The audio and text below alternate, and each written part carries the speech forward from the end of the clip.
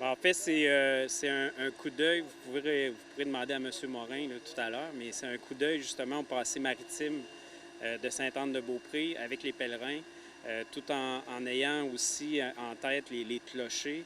Fait que c'est une structure ou une sculpture, une œuvre d'art qui s'intègre vraiment bien au milieu ici, avec le fleuve, le quai, puis le milieu de Sainte-Anne-de-Beaupré.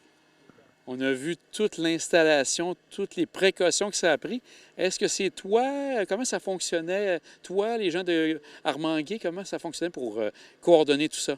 Ouais, ben, en fait, ce qu'il faut comprendre, c'est que M. Morin, un artiste reconnu dans la province de Québec, même au niveau national, euh, lui a gagné, a été sélectionné pour l'œuvre d'art du quai de Sainte-Anne-de-Beaupré.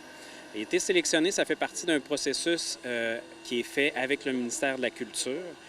Tout ça fait que le sculpteur, lui, doit proposer un clé en main, ceci dit, avec l'installation de l'œuvre d'art, de la conception, la figuration, puis aussi l'installation de l'œuvre d'art, le transport. Alors, c'est un travail d'équipe que le sculpteur, lui, prend en charge, si on veut, complètement avec des partenaires.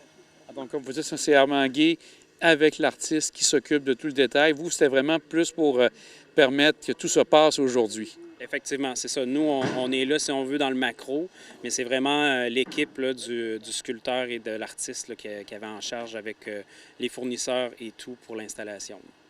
David, on est à la mi-mai. On sent qu'on est tout près d'une ouverture. Qu'est-ce qui reste maintenant à finaliser au niveau du quai? Oui, au niveau du quai, en fait, il reste sur le coin de la 138, aux abords de la 138, pardon, le pavillon qui reste à terminer, surtout l'extérieur. L'intérieur est pratiquement fini. Puis l'aménagement paysager avec les jets d'eau qui reste à construire, qui va se faire là, dans les prochains jours, prochaines semaines. Donc, on peut s'attendre en juin qu'on ait une ouverture ici? Nous, ce qu'on veut, c'est ça. Là, avec la COVID, on a certains délais, mais à la fin juin, on veut que tout soit ouvert et tout soit prêt. À quelques jours que ça arrive, est-ce qu'on est rentré dans tous les délais au total au niveau du projet? Ouais, ben, le projet s'est super bien passé. Là. On a eu de l'aide peut-être de la bonne Sainte-Anne, vous allez me dire, mais c'est ça, l'échéancier, on a travaillé fort, on a eu des entrepreneurs qui ont été rigoureux, qui nous ont aidés à passer à travers un échéancier qui était serré, avec les multiples aussi facettes au niveau environnemental, la météo, fait que ça s'aligne très bien, on est dans les objectifs, puis les budgets tiennent très bien aussi. Bien, David, félicitations. C'est encore quelque chose qui va être sûrement très couru par les gens. Encore un gros merci. On le souhaite, on invite tout le monde dès l'ouverture. Début juillet, on souhaite une ouverture populaire. On souhaite que tout le monde puisse profiter de ce site-là.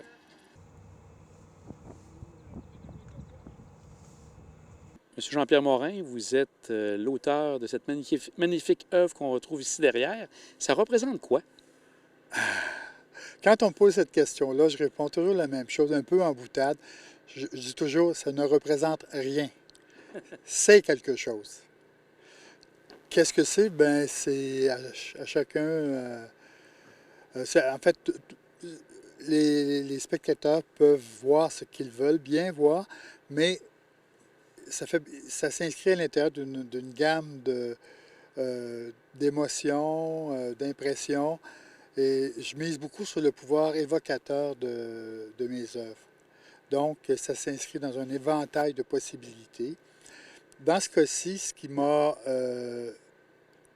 ce sur quoi j'ai travaillé, avec quoi j'ai travaillé, c'est le vent.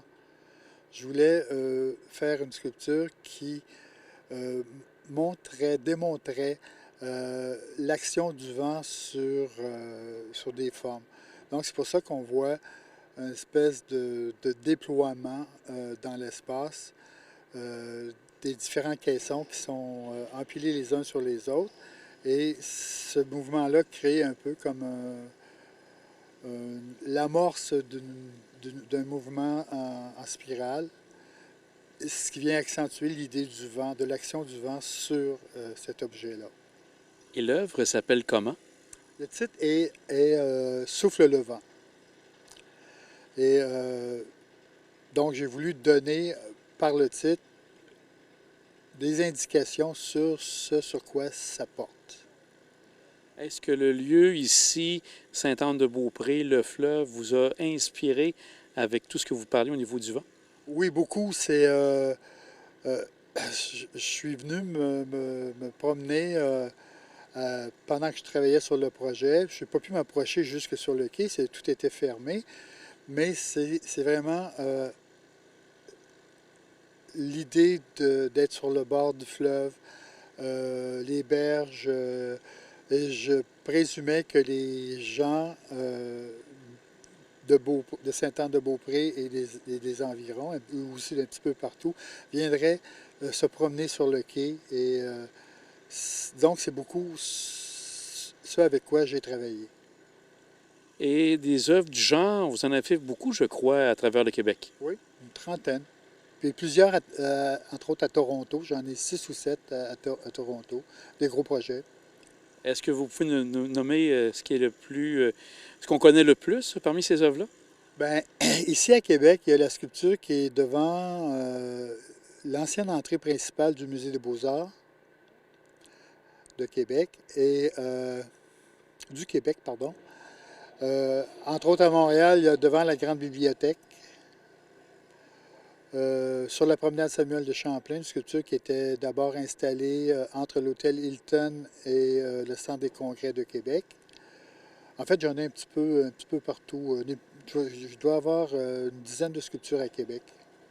Et ce qu'on ne se doute pas, c'est que c'est tout vous qui devez penser à l'aménagement, à amener le matériel ici. C'est toute une dynamique et une gymnastique que vous devez faire. Oui, bien, ça fait plusieurs chapeaux à porter. Je suis le concepteur, le fabricant, celui qui gère le projet, qui fait l'administration, aussi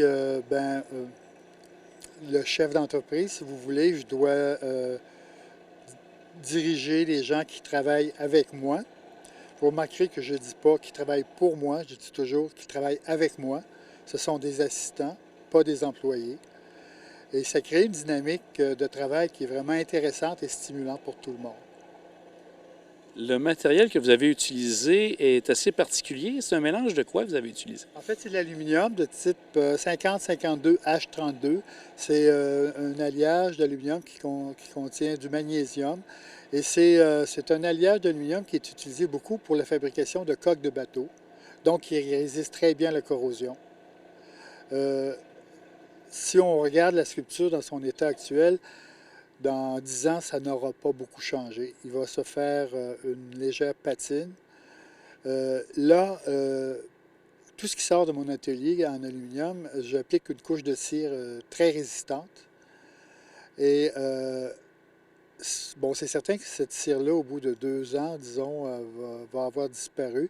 Et là, mais l'aluminium, sous la couche de cire, commence déjà à se patiner. Et c'est ce qui... Mais ça ne changera vraiment pas beaucoup, ça sera à peine perceptible. Alors, M. Morin, bien, un grand merci. Félicitations. C'est un beau point d'exclamation pour le quai de Sainte-Anne, votre œuvre.